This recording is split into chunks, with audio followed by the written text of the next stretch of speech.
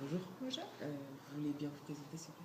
je m'appelle Stani Mira, je suis d'origine bulgare. Bulgarie est un pays qui se trouve en Europe de l'Est.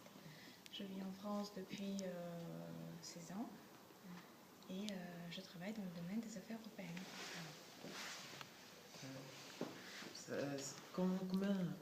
Comment vous êtes venu en France?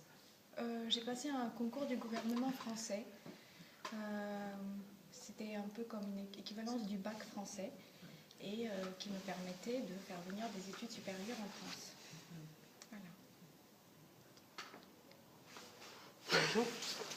Bonjour.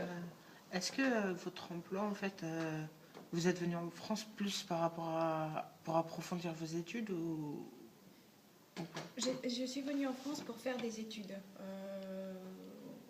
Au début, mon idée, c'était de faire des études en droit international, en droit européen.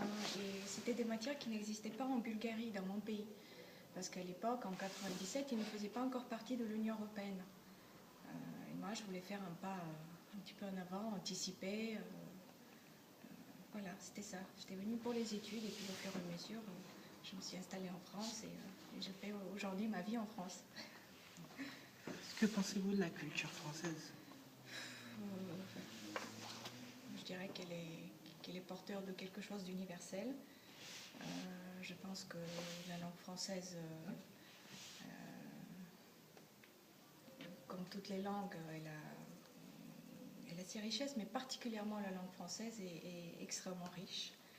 Et j'avoue que c'est un petit peu une histoire d'amour entre moi et le français. Je le pense.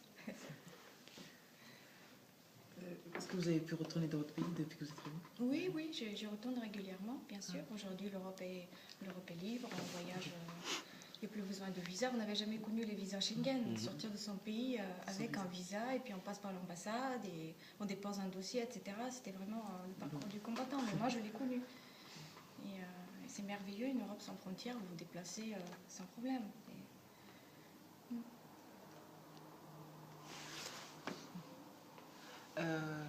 Si un de vos enfants vous dirait qu'il voudrait aller faire ses études dans un autre pays européen, vous serez d'accord? Je le pousserais même d'aller faire des études.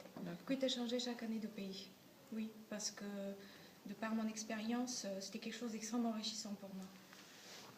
Il le faut aujourd'hui, ça devient une nécessité.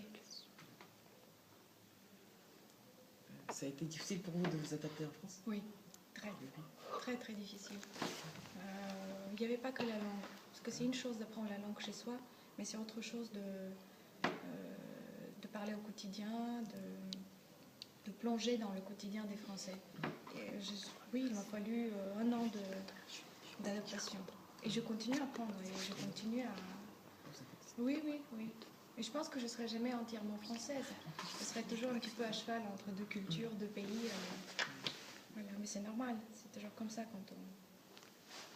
Pour vous, la meilleure manière de s'adapter dans un pays, c'est laquelle? Je pense déjà il faut être ouvert d'esprit. Il faut aller vers l'autre. Il faut pas rester dans son coin et attendre que les autres viennent te voir. La curiosité, tu vois, l'envie de connaître, de se présenter, de dire voilà, moi je viens de tel pays, voilà ce que je porte en moi, et vous, qu'est-ce que vous pouvez me donner, qu'est-ce qu'on peut échanger. C'est ça, et c'est extrêmement enrichissant.